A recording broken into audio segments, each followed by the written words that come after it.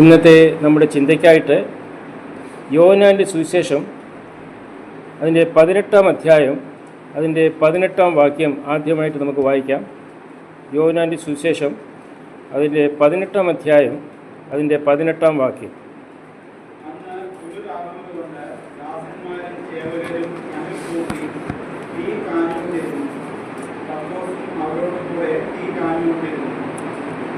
ഇരുപത്തിയൊന്നാം അധ്യായത്തിൻ്റെ 9-ാം വാക്യം. യോഹന്നാൻ്റെ സുവിശേഷം 21-ാം അധ്യായം അതിൻ്റെ 9-ാം വാക്യം.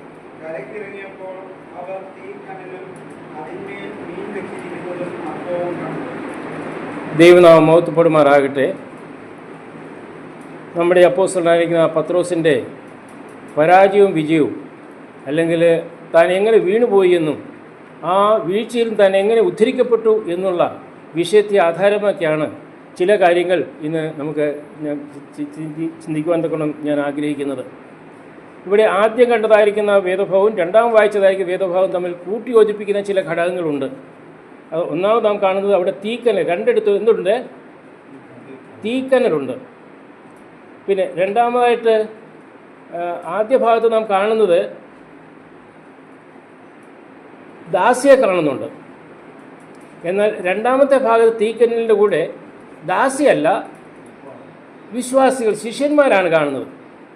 അപ്പോൾ ദാസി എന്ന് പറയുമ്പോൾ പത്രോസ് തീക്കനലിനടുത്തിരിക്കുന്ന ആ സ്ഥാനത്ത് ശത്രുക്കളായിരിക്കുന്നവർ യേശുക്രിസ്തുവിനെ ക്രൂശിക്കണമെന്ന ആഗ്രഹത്തോടുകൂടി ആലോചന കഴിച്ചുകൊണ്ടിരിക്കുന്ന ചില ശത്രുക്കളാണ് ആദ്യ ഭാഗത്ത് നാം കാണുന്നത്. എന്നാൽ രണ്ടാമത്തെ ഭാഗത്ത് കർത്താവ് യേശുക്രിസ്തു അവിടെ പത്രോസുണ്ട്. പത്രോസിൻ്റെ കൂടെ ചില വിശ്വാസികൾ, ചില ശിഷ്യന്മാർ അവിടെ ഇരിക്കുന്നതായിട്ട് നമുക്ക് കാണുവാൻ കൊണ്ട് കഴിയുന്നുണ്ട്. അത് മാത്രമല്ല, ഈ രണ്ട് ഭാഗത്തും നമുക്ക് കർത്താവ് യേശുക്രിസ്തുവിനെ കാണാൻ കഴിയുന്നുണ്ട്. അത് ആദ്യ ഭാഗത്ത് നാം കാണുന്നത് ലൂക്കോസ് അതിൻ്റെ 22-ാം അധ്യായത്തിലേക്ക് കടന്നു വരുമ്പോൾ 22-ന്റെ 61. അപ്പോൾ കർത്താവ് തിരിഞ്ഞ് പത്രോസിനെ ഒന്ന് നോക്കി, ഇന്ന് കോഴി കൂവും മുമ്പേ നീ 3 വട്ടം എന്നെ തള്ളിപ്പറയും എന്ന് കർത്താവ് തന്നോട് പറഞ്ഞ വാക്ക് പത്രോസ് ഓർത്തു.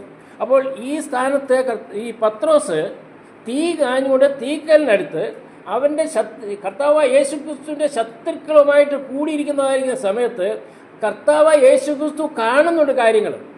കർത്താവ് യേശുക്രിസ്തു അവരോട് അടുത്തില്ല.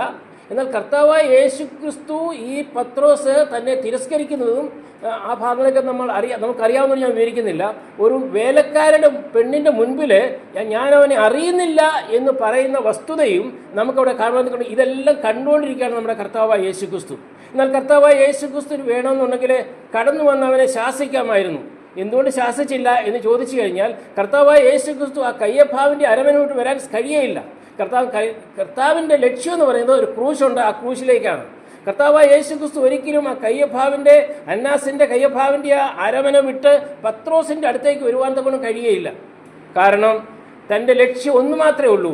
ഈ പിന്മാറ്റത്തിലായിരിക്കുന്ന ഈ വേലക്കാരത്ത് മുൻപിൽ കടന്ന് എന്നെ തിരസ്കരിക്കുന്ന ഈ പത്രോസിന് വേണ്ടിയുള്ള രക്ഷയ്ക്ക് വേണ്ടി ഞാൻ തിരിച്ചു പോവുകയല്ല, എനിക്ക് ആ ക്രൂശിലേക്കാണ് എൻ്റെ ലക്ഷ്യം. ക്രൂശിലേക്ക് ഞാൻ പോവുകയേ പറ്റുള്ളൂ, പോയേ മതിയാകുകയുള്ളൂ എന്നുള്ളതാണ് നമുക്ക് കാണുവാൻ കഴിയുന്നത്. ഒന്ന്, ശാപത്തിൻ്റെ ഒരു തീക്കനലാണെങ്കിൽ രണ്ടാമത്തേത് ഒരു അനുഗ്രഹത്തിൻ്റെ തീക്കനലാണ്. ഇവിടെ നമുക്ക് കാണുവാൻ കഴിയുന്നത് അതിൻ്റെ മത്തായി സുവിശേഷം 26-ാം അധ്യായത്തിലേക്ക് നാം കടന്നു വരുമ്പോൾ മത്തായി സുവിശേഷം 26-ാം അധ്യായം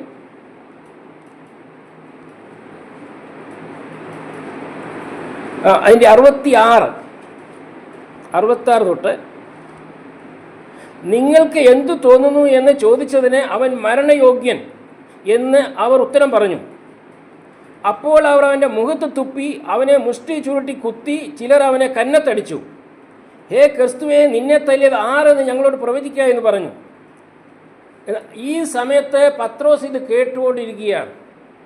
ഈ വിവരങ്ങളെല്ലാം കണ്ടുകൊണ്ട് പത്രോസ് അവിടെ നിന്നുകൊണ്ട് എന്താ ചെയ്യുന്നത്? 69-ാം വാക്യത്തിൽ, എന്നാൽ പത്രോസ് പുറത്ത് നടുമുറ്റത്തിരുന്നു.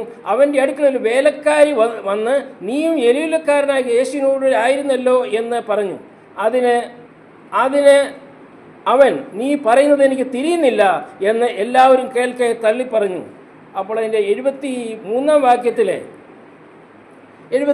വാക്യം, അല്പനേരം കഴിഞ്ഞിട്ട് അവിടെ നിന്നവർ അടുത്തു വന്ന് പത്രോസിനോട്, നീയും അവരുടെ കൂട്ടത്തിൽ ഉള്ളവൻ സത്യം, നിന്റെ ഉച്ചാരണവും നിന്നെ വെളിവാക്കുന്നുവല്ലോ എന്ന് പറഞ്ഞു.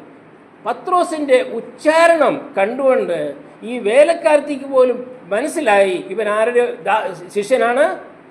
കർത്താവായ യേശുക്രിസ്തുവിൻ്റെ ശിഷ്യനാണ്. പ്രിയരെ, ഇത് ആദ്യമായിട്ട് നാം മനസ്സിലാക്കേണ്ടിയിരിക്കുന്നു. അപ്പോസ്തലനായിരിക്കുന്ന പത്രോസ് പിന്മാറ്റ അവസ്ഥയിൽ കടന്നു വന്ന് തണുപ്പ് മാറ്റുവാൻ വേണ്ടി ആ തീക്കല്ലേക്ക് കടന്നു വന്നിരിക്കുമ്പോൾ അയൽവാസികളായിരിക്കുന്നവർ, ശത്രുക്കളായിരിക്കുന്നവർ പത്രോസിനെ കുറിച്ച് ഒരു സാക്ഷ്യം പറഞ്ഞു. എന്താണ് സാക്ഷ്യം പറഞ്ഞത്? നിന്റെ നാവിൽ നിന്ന് വരുന്ന നിന്റെ ഉച്ചാരണം ഉണ്ടല്ലോ, നിന്റെ വാക്കുകൾ, അത് പറയുന്നത് നീ യേശുവിൻ്റെ നസറേനായിരിക്കുന്ന യേശുവിൻ്റെ ആളാണ് എന്ന് ഒരു സർട്ടിഫിക്കറ്റ് ആ വേലക്കാരത്തി പത്രോസിനെ കുറിച്ച് പറയുന്നതാണ് നമുക്കിവിടെ കാണുവാൻ കൂടെ കഴിയുന്നത്. ഇവിടെ ഒരു കാര്യം നമുക്കൊന്ന് ചിന്തിക്കേണ്ടതായിട്ടുണ്ട്. പ്രിയരെ, നാം നസറേനായിരിക്കുന്ന യേശുവിൻ്റെ പിൻഗാമിയായിട്ട് നാം ഈ ലോകത്തിൽ ജീവിക്കുമ്പോൾ മറ്റുള്ളവർ നമ്മളെക്കുറിച്ച് ഈ ഒരു സർട്ടിഫിക്കറ്റ് പറയുവാൻ കഴിയുമോ? നമ്മൾ ഇവിടെ ഇരിക്കുന്നത് വളരെ നന്നാണ്, എന്നാൽ നാം ഈ ഭവനം വിട്ട് വെളിയിലോട്ട് പോയതിന് ശേഷം നാം പറയുന്നതായിരിക്കുന്ന വാക്കുകൾ, നാം മറ്റുള്ളവരെ കുറിച്ച് പറയുന്നതായിരിക്കുന്ന വാക്കുകൾ, നമ്മുടെ നാവിൽ നിന്ന് വരുന്നതായിരിക്കുന്ന വസ്തുതകൾ മറ്റുള്ളവർ കേട്ടുകൊണ്ട് വാസ്തവത്തിൽ പറയുവാൻ കഴിയുമോ അവർക്ക് നമ്മെപ്പറ്റി? ഇവർ വാസ്തവത്തിൽ നസറേനായ യേശുവിൻ്റെ കുഞ്ഞുങ്ങളാണ്, മക്കളാണ് പറയുവാൻ കഴിയും. പലപ്പോഴും നമ്മെ തന്നെ ചോദന ചെയ്യേണ്ട ഒരു രംഗമാണിത്. അപ്പോസ്തലനായ പത്രോസ് പോകാൻ പാടില്ലായിരുന്നു. അത് നമുക്ക് ചിന്തിക്കാം, എന്തുകൊണ്ടാണ് പിന്മാറിപ്പോയെന്നുള്ളത് നമുക്ക് ചിന്തിക്കാനുള്ളതേ ഉള്ളൂ. എന്നാൽ ഇവിടെ നാം കാണുന്നത് അവൻ്റെ ഉച്ചാരണം മനസ്സിലാക്കി ആ വേലക്കാരത്തി. അവൻ എന്തു പറഞ്ഞു, ആ ഭാഷയുടെ ശൈലി അവന് മനസ്സിലായി. കാരണം അപ്പോസ്തലനായ പത്രോസ് ആ കർത്താവിലേക്ക് വന്നത് മുതൽ തൻ്റെ ഉച്ചാരണത്തിന്, തൻ്റെ സ്വഭാവത്തിന്, തൻ്റെ വാതാവരണത്തിന്, തൻ്റെ എല്ലാ ഏരിയകളിലും ഒരു മാറ്റം തൻ്റെ ജീവിതത്തിൽ ഉണ്ടായി എന്നുള്ളതാണ് ഇവിടെ എനിക്ക് പറയുവാൻ കൊണ്ടുള്ള ഒരു വസ്തുത. തനിക്ക് ആ വേലക്കാരത്തി തൻ്റെ ഉച്ചാരണത്തെക്കുറിച്ച് ഇവൻ നസറേനായിരിക്കുന്ന യേശുവിൻ്റെ ശിഷ്യനാണെന്ന് ഉച്ചാരണം കേട്ടുകൊണ്ട് പറഞ്ഞുവെങ്കിൽ ഇന്ന് നമ്മോടും വലിയവനായിരിക്കുന്ന കർത്താവ് ഇത് തന്നെ പ്രതീക്ഷിക്കുന്നുണ്ട്. നമുക്കും ചിലപ്പോൾ ഒരുപക്ഷെങ്കിൽ അങ്ങനെയായിരിക്കും സ്ഥാനത്ത് നമുക്ക് കടന്നു പോകേണ്ടതായിട്ട് വന്നാൽ തന്നെയും അയൽവക്കത്തുള്ളവർ നമ്മെ കൊണ്ട്, നമ്മുടെ സഭയിലുള്ള പക്ഷേ നമ്മളെപ്പറ്റി നല്ലത് പറയും. എന്നാൽ നാം ആരുടെയെല്ലാം മധ്യത്തിൽ നാം ജീവിക്കുന്നുവോ, ജോലിയോടുള്ള ബന്ധത്തിലായിട്ട്, ബിസിനസ്സുള്ള ബന്ധത്തിലായിട്ട്, നാം ഏത് ഏരിയയിൽ നാം പാർത്താലും അവിടെയുള്ളവർ നമ്മെക്കുറിച്ച് ഒരു നല്ല നമ്മുടെ സ്വഭാവം കണ്ടുകൊണ്ട് നമ്മളെക്കുറിച്ച് പറയണം, ഇവൻ ആരാണ്? നസറേനായിരിക്കുന്ന യേശുവിൻ്റെ ശിഷ്യനാണ് എന്നുള്ളത് നമ്മളെക്കുറിച്ച് പറയേണ്ടത് ആവശ്യമാണ്. പ്രിയരെ, നമുക്കൊന്ന് ചിന്തിച്ച് നോക്കാം. നാം പലപ്പോഴും പലരെക്കുറിച്ച് പറയുമ്പോൾ വേറെ പല പേരുകളൊക്കെ നാം പറഞ്ഞു പോകാറുണ്ട്. കാരണം ദേഷ്യം കൊണ്ട് പറയുന്ന, സ്നേഹം കൊണ്ട് ആരും പറയത്തില്ല. ദേഷ്യം വരുമ്പോൾ പലപ്പോഴും പല പേരുകൾ നാം തന്നെ ഇടാറുണ്ട്.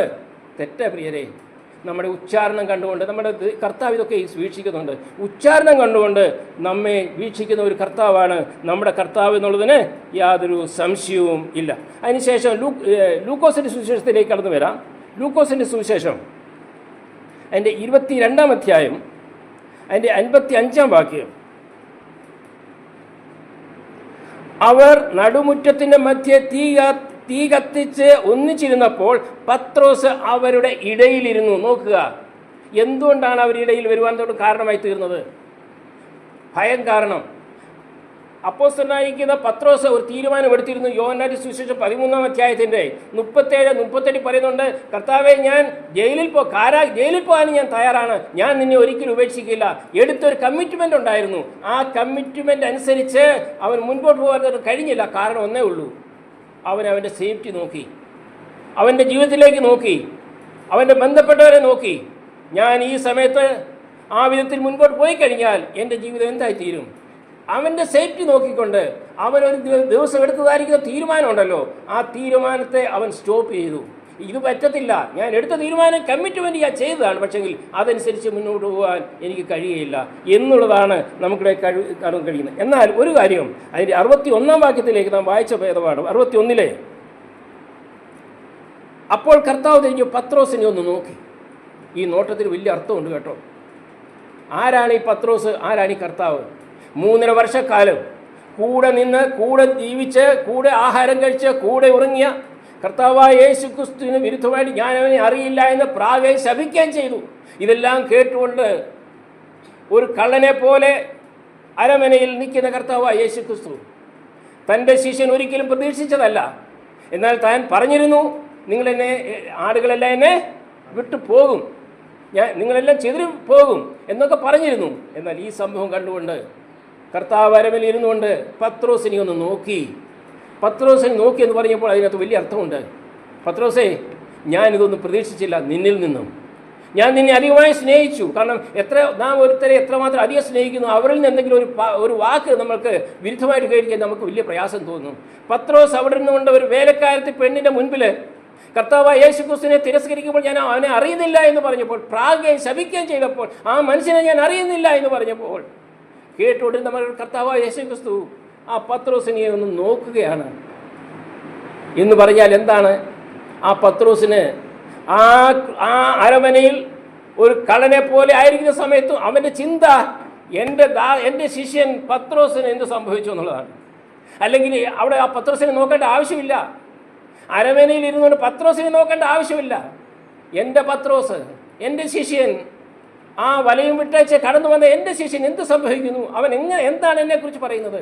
പ്രിയരെ, നാം ഏത് സ്ഥാനത്ത് നാം കടന്നു പോയാലും ഒരുപക്ഷെങ്കിൽ നമ്മുടെ സമ്പത്ത് കൂടി നാം ദൈവത്തിൽ നിന്നും അകന്നു പോവുകയാണ്. പ്രാർത്ഥന നിന്നുപോയി, ബൈബിൾ സ്റ്റഡി നിന്നുപോയി, കോട്ടേജ് മീറ്റിംഗ് നിന്നുപോയി, അനേക കാര്യങ്ങൾ മുമ്പുണ്ടായിരുന്നത് നമ്മളിൽ ഇല്ലാതായിരിക്കുമ്പോൾ നമ്മുടെ കർത്താവായ യേശു ക്രിസ്തു നമ്മെ നോക്കുന്നുണ്ട്. മകനെ, മകളെ, ഞാൻ നിന്നെ വിളിച്ചു, ഞാൻ നിന്നോടൊപ്പമായിരുന്നു. അനേകാപത്തിൻ്റെ സമയത്ത്, അനേക രോഗത്തിൻ്റെ സമയത്ത് ഞാൻ നിന്നെ വിടുവിച്ചവനാണ്.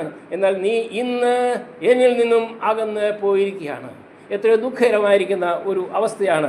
ഇതിനൊക്കെ കാരണം എന്താണെന്നുള്ളത് നമുക്ക് നോക്കാം. ഇതിന് ശേഷം 62 വാക്യത്തിൽ പറയുന്നുണ്ട്, അവൻ അതിദുഃഖത്തോടെ കരഞ്ഞു എന്നുള്ളത് നമുക്ക് കാണുക. എന്തുകൊണ്ടാണ് ഈ അപ്പോസ്തലനായിരിക്കുന്ന പത്രോസ് ഈ കർത്താവായ യേശു ക്രിസ്തുവിനോട് യാത്ര ചെയ്ത ആ പത്രോസ് ഈ തീ കായുന്നിടത്ത് വന്നിരിക്കാൻ കാരണം എന്താണ്? അതാണ് നമുക്ക് ചിന്തിപ്പാൻ കൊണ്ടുള്ളത്. നമുക്കറിയാം, മർക്കോസിൻ്റെ സുവിശേഷം 14-ാം അധ്യായത്തിലേക്ക് നാം കടന്നു വരുമ്പോൾ, മർക്കോസിൻ്റെ സുവിശേഷം 14-ാം അധ്യായത്തിൻ്റെ 50-ാം വാക്യത്തിൽ ഇവിടെ പറയുന്നത്, ശിഷ്യന്മാർ എല്ലാവരും അവനെ വിട്ട് ഓടിപ്പോയി. അപ്പോൾ ഉണ്ടായിരുന്ന ശിഷ്യന്മാർ എല്ലാവരും തന്നെ എവിടെ പോയി? ഓടിപ്പോയി. 11 പേരുണ്ടായിരുന്നു, 11-ൽ 10 പേര് ഓടിപ്പോയി. പിന്നെ ആരാ ഉള്ളത്? ഒരുവനേ ഉള്ളൂ. പണ്ട് ചെറിയൻ സാർ ഒരു പ്രാവശ്യം ഇങ്ങനെ പറഞ്ഞിട്ടുണ്ട്. ഒരു വീട്ടിൽ ചെന്നപ്പോൾ ആ മാതാവ് പറഞ്ഞു, സാറേ, എൻ്റെ വീട്ടിലെ പിള്ളേരെല്ലാം പിഴച്ചവരാ. അമ്മമ്മയ്ക്ക് എത്ര മക്കളുണ്ട്? എനിക്ക് 8 മക്കളുണ്ട് സാറേ. 8 മക്കളും പിഴച്ചവരാ. ഒരുത്തൻ മാത്രമേ ഉള്ളൂ അല്പം കൊള്ളാവുന്നത്. ആ പയ്യൻ എന്ത് ചെയ്യും? ആ പയ്യൻ വീടിൻ്റെ മുകളിൽ ഇരിക്കുക, തീപ്പെട്ടി വെച്ചുകൊണ്ട് ഇപ്പം ഞാൻ വീട് കത്തിക്കുമെന്ന് പറഞ്ഞു. അല്പം കൊള്ളാവുന്ന മോനെ എവിടാ? വീടിന് മണ്ടിരിക്കുക, ഇപ്പം ഞാൻ വീട് കത്തിക്കും, തീപ്പെട്ടി കൊണ്ടിരിക്കുക. അല്പം നല്ലവൻ. ഇവിടെ പറയുന്നത് എന്തുവാ? ഇപ്പം പത്രോസ് നല്ലവൻ, അല്പം നല്ലവനാണെന്ന് നമുക്ക് തോന്നും. കാരണം മറ്റുള്ളവർ ഓടിപ്പോയല്ലോ, അവരെപ്പറ്റി ഒന്നും നമുക്ക് ചിന്തയില്ല. എന്നാൽ പത്രോസ് അല്പം നല്ലവനെന്ന് നടിക്കുന്നവൻ ഇവിടെ വന്നതിന് ശേഷം അവൻ അരുതാത്തത് പറയും. ഓടിപ്പോയതിനെക്കാട്ടിലും കഠിന പാപം ചെയ്ത ഒരു വ്യക്തിയായിട്ട് പത്രോസ് മാറുകയാണ്. എന്തുകൊണ്ടാണ് കാരണം? നമുക്ക് കടന്നു വരാം ലൂക്കോസിൻ്റെ സുവിശേഷത്തിലേക്ക്. കാരണം എന്താണ്? ഇവിടെയാണ് നമുക്ക് നമ്മുടെ ജീവിതത്തിലേക്ക് നമുക്ക് തിരിഞ്ഞു നോക്കുവാൻ തക്കുള്ളത്. നാം എവിടെയായിരിക്കുന്നു എന്നുള്ളത് നാം സ്വയം ചിന്തിക്കേണ്ട ഒരാവശ്യമുണ്ട്. 22-ാം അധ്യായത്തിൻ്റെ 54-ാം വാക്യം.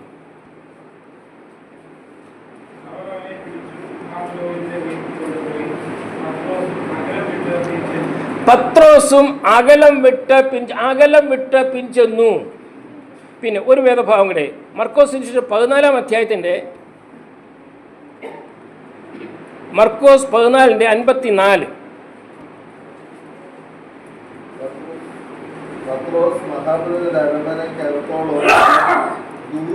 ദൂരവേ അനുഗമിച്ചു. അപ്പോൾ കർത്താവ് യേശുക്രിസ്തുവിനോട് ചേർന്നിരുന്ന വ്യക്തി, കർത്താവായ യേശുക്രിസ്തുവിനോട് ഒപ്പമായിരുന്ന പത്രോസ്, 12 ശിഷ്യന്മാരിൽ 3 പേരെ ദൈവം അധികമായി സ്നേഹിച്ചു കർത്താവ്.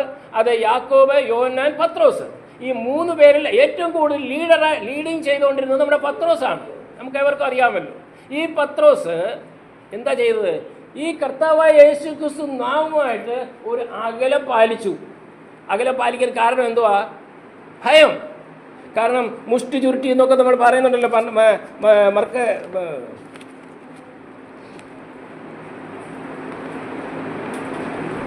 മുഷ്ടി ചുരുട്ടി ഉക്തിയൊക്കെ ചെയ്തു മരണയോഗ്യനാതെ. 26 വായിക്കണ്ട. മത്തായി 26 അധ്യായത്തിൻ്റെ 66 പറഞ്ഞ മരണയോഗ്യനാണ്.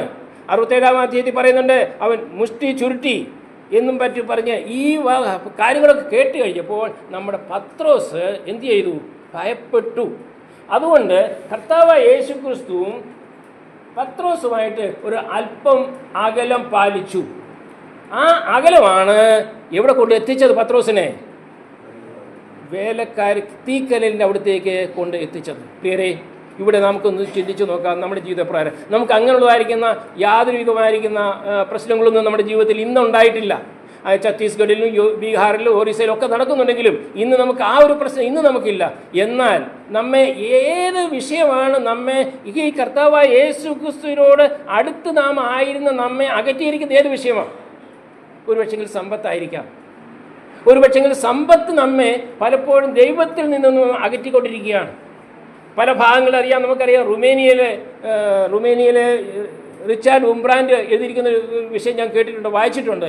അതായത് ചർച്ചിനടുത്തൊരു ബൈബിൾ തോർത്ത് വെച്ചിട്ടുണ്ട്. ബൈബിളിൽ നിന്ന് ഇറങ്ങുന്ന സമയത്ത് ആരാധനയ്ക്ക് ശേഷം ഇറങ്ങുന്ന എല്ലാവരും ബൈബിളിൽ തുപ്പണമെന്ന് പറഞ്ഞ് ഒരു ഓർഡർ കൊടുത്തു പോലീസ് തോക്കുമായിട്ട്. എന്ത് ചെയ്യാൻ പറ്റും? അല്ലെങ്കിൽ തുപ്പിയില്ലെങ്കിൽ കൊല്ലും. ഓരോരുത്തരായിട്ട് അവർ ചിന്തിച്ചു എന്താണ് ഞാൻ ചെയ്യേണ്ടത്. നടന്ന സംഭവമാണ്. റുമേനിയയിൽ നടന്നാണ്. ഈ റിച്ചാർഡ് ഉംബ്രാൻഡ് ജീവിക്കുന്ന രക്തസാക്ഷികൾ എന്നുള്ള പുസ്തകത്തിൽ എഴുതിയിരിക്കുന്ന ഒരു വിഷയമാണ്. ഓരോരുത്തരും വന്ന് തുപ്പി. അവരൊക്കെ പറഞ്ഞു ശരി ഇപ്പം തുപ്പിയേക്കാം, നാളെ ഞാൻ ക്ഷമ ചോദിച്ചേക്കാം. വേറൊരാൾ പറഞ്ഞു എനിക്ക് എൻ്റെ അപ്പനും അമ്മയുണ്ട്, അവർ പ്രായമായിരിക്കുക, അവരെ നോക്കണം, ഇപ്പം തുപ്പിയേക്കാം, പിന്നെ ഞാൻ ക്ഷമ ചോദിച്ചേക്കാം. അനേകർ തുപ്പി, എല്ലാവരും തുപ്പിപ്പോയി. ഒരു പെൺകുട്ടി കടന്നു വന്നിട്ട് പറഞ്ഞു അവളുടെ ബാഗിലുണ്ടായിരുന്ന തുവാല എടുത്തു, ആ ബൈബിൾ ഇങ്ങോട്ട് എടുത്തിട്ട് തൂത്ത് കളഞ്ഞിട്ട് പറഞ്ഞു ഇതെൻ്റെ പ്രാണപ്രിയൻ്റെ പ്രേമപത്രമാണ്. എൻ്റെ പ്രാണപ്രിയനുണ്ടല്ലോ, ആ പ്രാണപ്രിയൻ്റെ പ്രേമപത്രമാണെന്ന് പറഞ്ഞ് സകലം തൂത്ത് കളഞ്ഞു. അപ്പോൾ ഉടനെ തൻ്റെ നെഞ്ചത്ത് വെടിയുണ്ട ഏറ്റു. യുവതി മരിക്കേണ്ടതായിട്ട് വന്നു.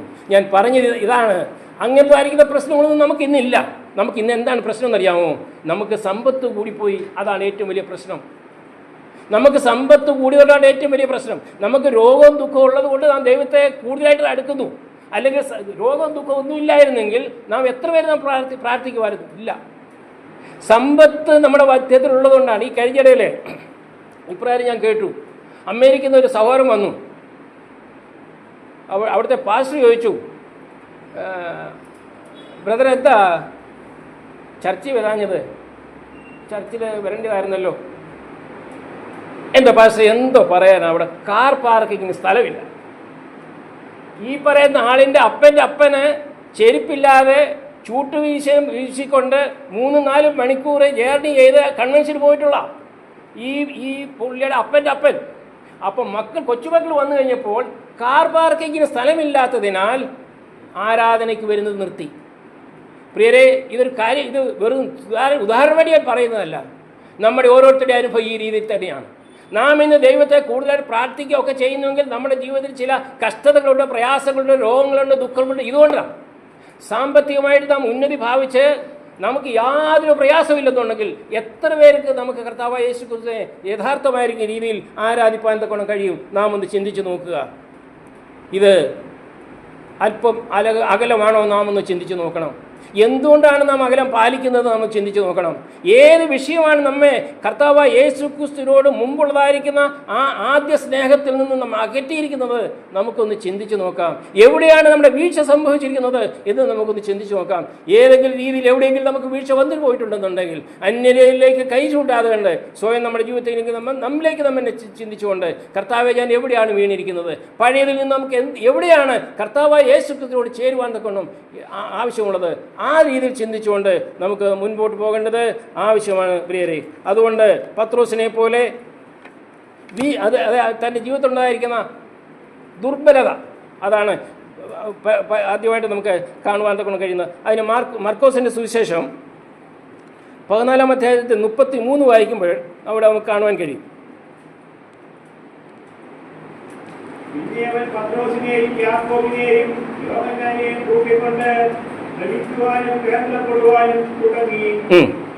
അതിന് 38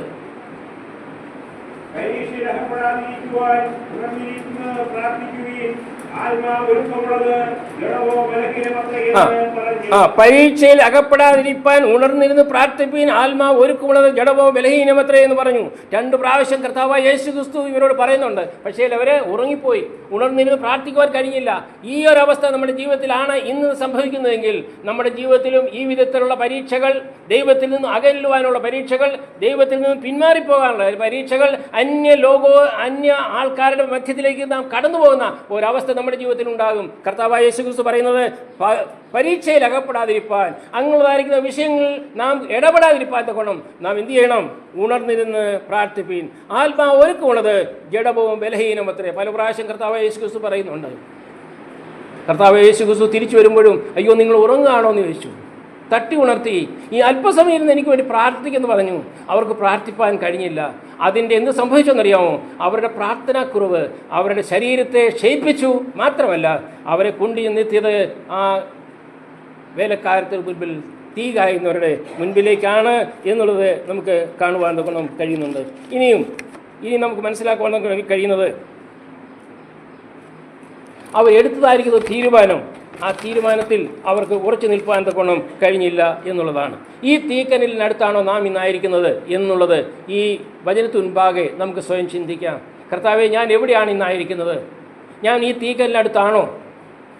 നമ്മളാരും ചിന്തിക്കേണ്ട ഞാൻ ഈ തീക്കലിനടുത്ത് അല്ലെന്നുള്ളത്. ഒരുപക്ഷെ ഏതെങ്കിലും രീതിയിൽ നാം ഇവിടെ ആയിരിക്കുന്നു, പ്രാർത്ഥിക്കുന്നു, ഒക്കെ ചെയ്യുന്നുണ്ടെങ്കിലും വാസ്തവമായിട്ട് നമുക്ക് ആ ലൗകിക ബന്ധം അതോ ലോകരുടെ മുൻപാകെ നിശബ്ദനായിരിക്കുന്ന ഒരവസ്ഥ നമ്മുടെ ജീവിതത്തിലുണ്ടെങ്കിൽ, വാസ്തവത്തിൽ പത്രോസ് അവിടെ നിശബ്ദനായിരിക്കുകയല്ല വേണ്ടത്.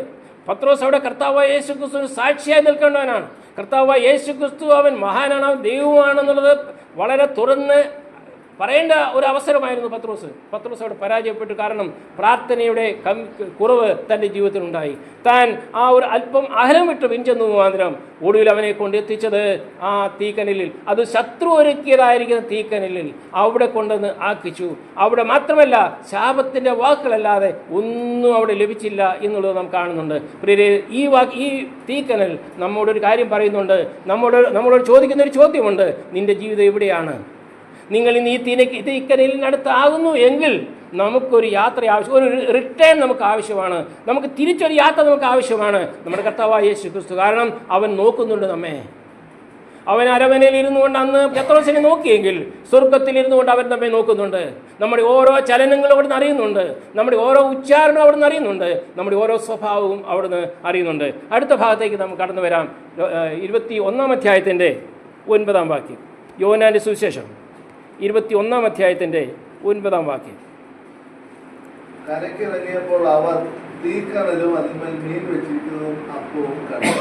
അവിടെ ഒരു ആദ്യം നാം കേട്ടതായിരിക്കുന്ന തീക്കലിൽ പത്രോസിൻ്റെ ഒരു പിന്മാറ്റ അവസ്ഥയായിരുന്നു എങ്കിൽ ഇതും ഒരു പിന്മാറ്റ അവസ്ഥയാണെന്നാണ് എൻ്റെ പൂർണ്ണ വിശ്വാസം. എന്നാൽ പലരും പറയാറുണ്ട്, കർത്താവായ യേശു ക്രിസ്തുവിനെ ശിഷ്യനായതിനു ശേഷം ജോലി ചെയ്യുന്നില്ലെങ്കിൽ തെറ്റുണ്ടോ? അവർ ജോലി ചെയ്തതിൽ എന്താ തെറ്റെന്ന് ചോദിക്കാറുണ്ട്. എന്നാൽ ഇത് തീർച്ചയായിട്ടും അപ്പോസ്തലനായിരിക്കുന്ന പത്രോസിൻ്റെ ജീവിതത്തിൽ വന്ന വലിയൊരു വീഴ്ചയാണ്. ഒന്നാമതായിട്ട് നമുക്ക് കാണുന്നത് അതിൻ്റെ 1-ാം ഭാഗത്ത് 2-ാം വാക്യം ഒന്ന് വായിച്ചാട്ടെ.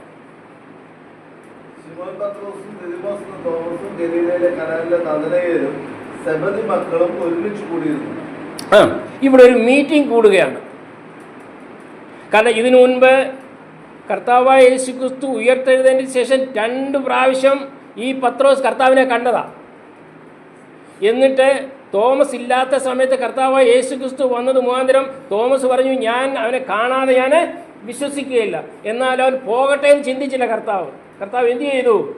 തോമസ് ഉള്ള സമയത്ത് വീണ്ടും തോമസേ നോക്കുന്നു. എത്ര സ്നേഹവാനായിരിക്കുന്ന കർത്താവ്!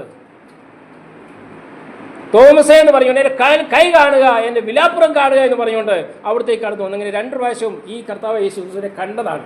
കണ്ടതിന് ശേഷവും അവർ മുൻപോട്ട് അവരുടെ യാത്ര നോക്കുക. അവർ ഒരു മീറ്റിംഗ് കൂടി.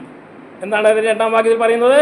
ശിമോൻ പത്രോസും ദിദിമോസ് എന്ന തോമസും ഗലീലയിലുള്ള കാനയിലെ നഥനയേലും സെബദി മക്കളും അവൻ്റെ ശിഷ്യന്മാരിൽ വേറെ 2 പേരും ഒരുമിച്ച് കൂടിയിരുന്നു. ഒരുമിച്ച് കൂടിയിരുന്നിട്ട് അവർ മീറ്റിംഗ് കൂടിയതിന് ശേഷം അതിൻ്റെ 3-ാം വാക്യത്തിൽ എന്താ പറയുന്നത്? ശിമോൻ പത്രോസ് അവരോട്, ഞാൻ മീൻ പിടിപ്പാൻ പോകുന്നു എന്ന് പറഞ്ഞാൽ അതിൻ്റെ അർത്ഥം എന്തുവാ? ഇത്രയും പേരുണ്ട്, കാരണം 7 പേരുണ്ട് ഇവിടെ. ഇവരെല്ലാവരും കൂടിയിരുന്ന ഒരു മീറ്റിംഗ് കൂടിയതിന് ശേഷം ഞാൻ മീൻ പിടിപ്പാൻ പോകുന്നു എന്ന് പറഞ്ഞാൽ അതിൻ്റെ അർത്ഥം എന്തുവാ? മറ്റുള്ളവർ അതിന് എഗ്രി അല്ല. ഞാൻ പോവുകയാണ്. ഒരു പക്ഷേ ആ മീറ്റിംഗ് നമുക്കെന്നാ പോയേക്കാം. കർത്താവായ യേശു ക്രിസ്തു അവൻ മരിച്ചു, ഉയർത്തെഴുന്നേറ്റു, പോയി ഇനി നമ്മുടെ കാര്യം എങ്ങനെയാ? അവനുണ്ടായിരുന്നുണ്ടെങ്കിൽ കാര്യങ്ങളൊക്കെ കുഴപ്പമില്ലായിരുന്നു. ആഹാരത്തിന് ആഹാരം കിട്ടിയതിനെയും രോഗികൾക്ക് സൗഖ്യം ലഭിച്ചതിനെയും എല്ലാ കാര്യങ്ങളും ഇതുണ്ടായിരുന്നു. കർത്താവ് യേശു ഉയർത്തെഴുന്നേറ്റില്ലേ, ഇനി നമുക്ക് ആരുണ്ട്? നമുക്ക് പഴയ ജോലിയിലേക്ക് തിരിച്ചു പോകാം എന്ന് പറയുന്നതായിരിക്കുന്ന വേളയിൽ ആ പത്രോസ് അല്ലാതെ മറ്റാരും അതിന് അംഗീകാരം കൊടുത്തില്ല. അതുകൊണ്ടാണ് പറയുന്നത്, ശിമോൻ പത്രോസ് അവരോട് ഞാൻ മീൻ പിടിപ്പാൻ പോകുന്നു എന്ന് പറഞ്ഞു. അപ്പോൾ മറ്റുള്ളവർ പറയാണ്, ഞങ്ങളും പോരുന്നു എന്ന് അവർ പറഞ്ഞു. അവർ പുറപ്പെട്ട് പടകിൽ കയറി. ആ രാത്രിയിൽ ഒന്നും പിടിച്ചില്ല. ഞാൻ ചോദിക്കട്ടെ, ഈ വല എവിടുന്നാ കിട്ടിയേ?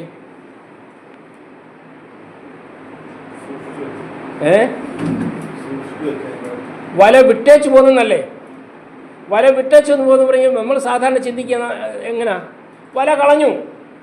കർത്താവായ യേശു ക്രിസ്തുവിൻ്റെ പിന്നാലെ ഗമിച്ചപ്പോൾ ആ വല എന്ത് ചെയ്തു? കളഞ്ഞു. ഇല്ല, കളഞ്ഞില്ല. അതാ ഇവരുടെ കുഴപ്പം. നമ്മുടെ ജീവിതത്തിൽ അതാ, പുതിയ മനുഷ്യനെ ധരിക്കണം, പഴയ മനുഷ്യനെ ഉരിഞ്ഞു കളയണമെന്ന് പറയുമ്പോൾ പഴയ മനുഷ്യനെ ഉരിഞ്ഞു കളഞ്ഞിട്ട് അൽമേര വെക്കും.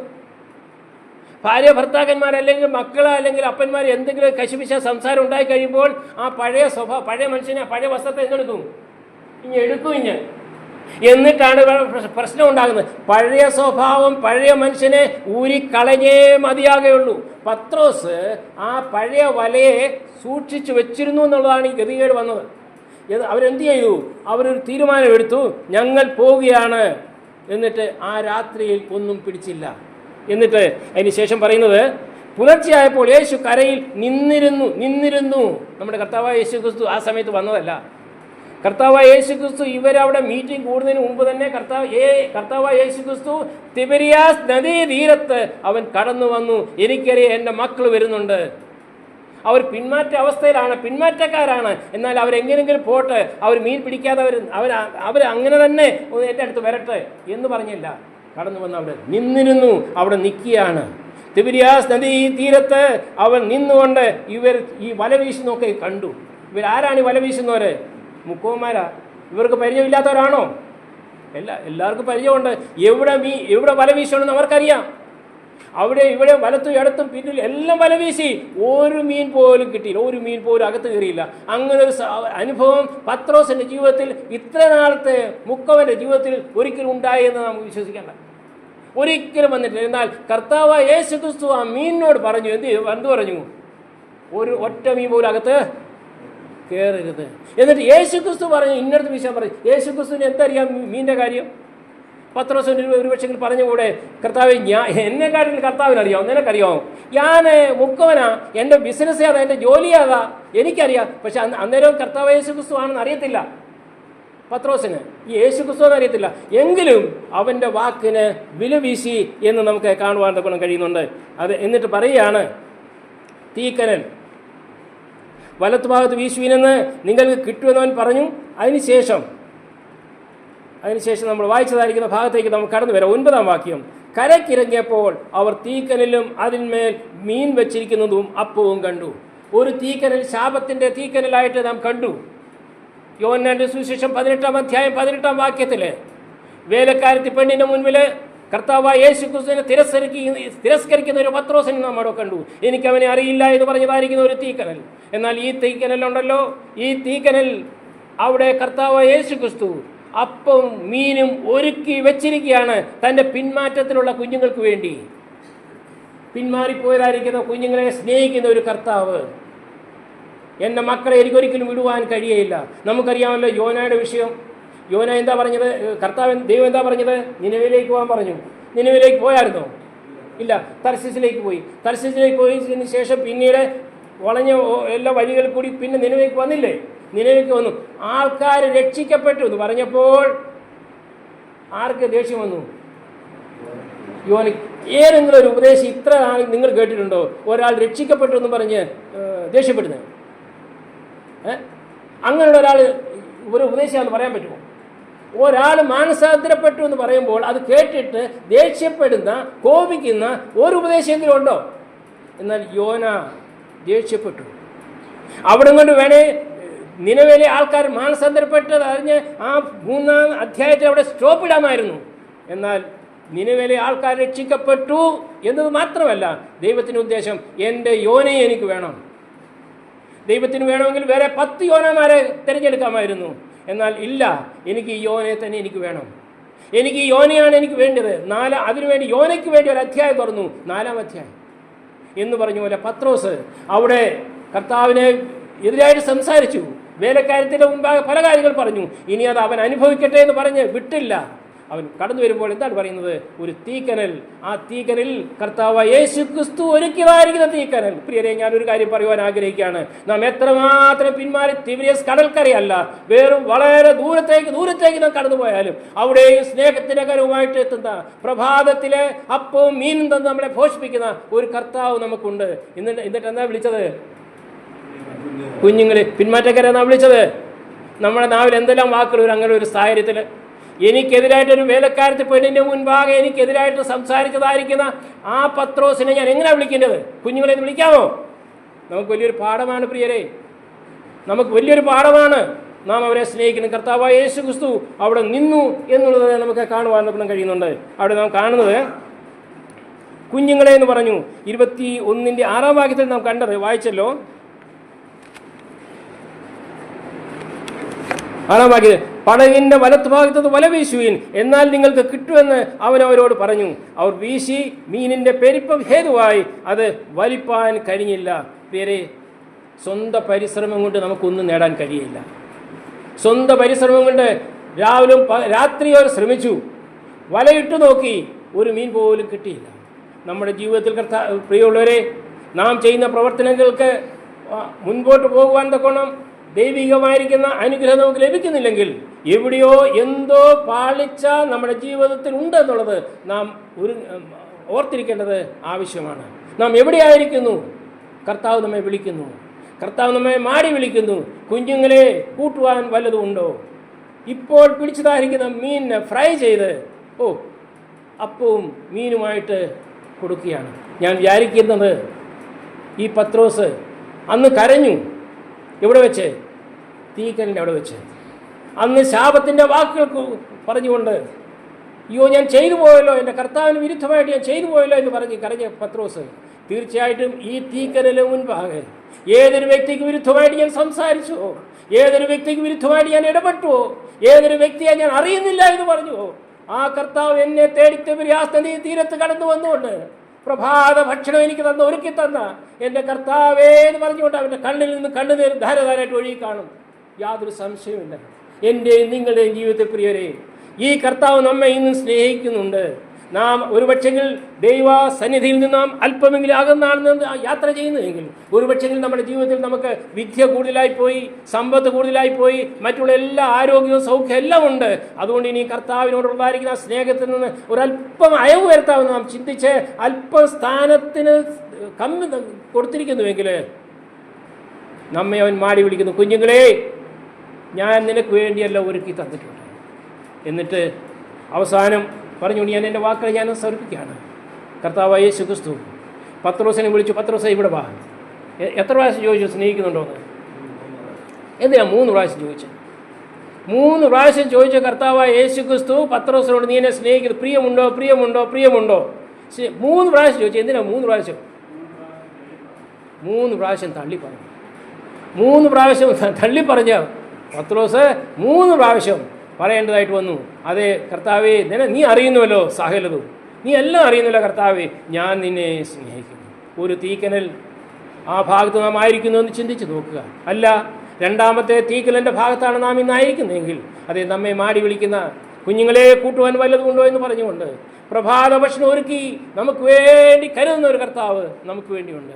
പിന്നെ ഒരു കാര്യം കൂടെ ഉള്ളൂ, നീ എന്നെ സ്നേഹിക്കണം, ഇതിൽ ഉപരിയായിട്ട് എന്നെ സ്നേഹിക്കണം. ദാനത്തെക്കാൾ കൂടുതലായി ദാതാവിനെ സ്നേഹിക്കണം. അങ്ങനെയെങ്കിൽ എൻ്റെ വേല നീ ചെയ്യുക. പ്രിയരെ, നമ്മെ സ്നേഹിക്കുന്ന നമ്മുടെ കർത്താവ്, ആ കർത്താവ് സ്നേഹിക്കുന്ന നമ്മുടെ കർത്താവിന് വേണ്ടി വരുന്ന ദിവസങ്ങൾ നമുക്ക് ജീവിക്കാം. ഏത് തീക്കനലിന് മുൻപാകെയാണ് നാം എന്നുള്ളത് നമുക്കതിൽ ചിന്തിച്ച് നോക്കാം. ആദ്യത്തെ തീക്കനൽ ഒരിക്കൽ നമ്മുടെ ജീവിതത്തിലാകുവാൻ പാടില്ല.